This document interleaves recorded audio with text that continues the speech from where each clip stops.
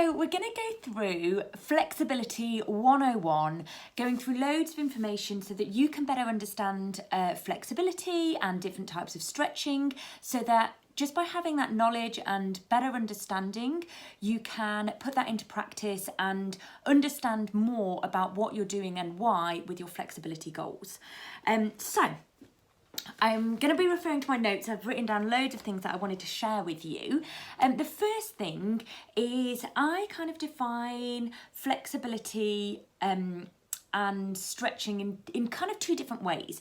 So I will do stretching for maintenance and stretching for developmental. So the developmental is where I want to increase my range of motion, increase the mobility in my joint, increase my flexibility.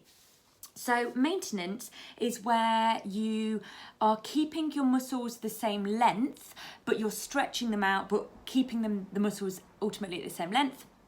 Where developmental is where you're wanting to increase the length of your muscles.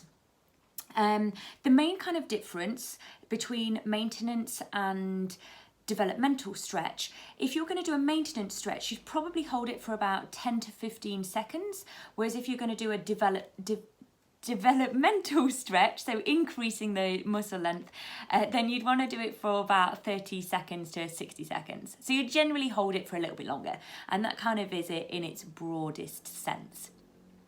So I'm going to go through loads of different types of stretching and talk about each different type of stretch, what's involved with it, and all of the ins and outs.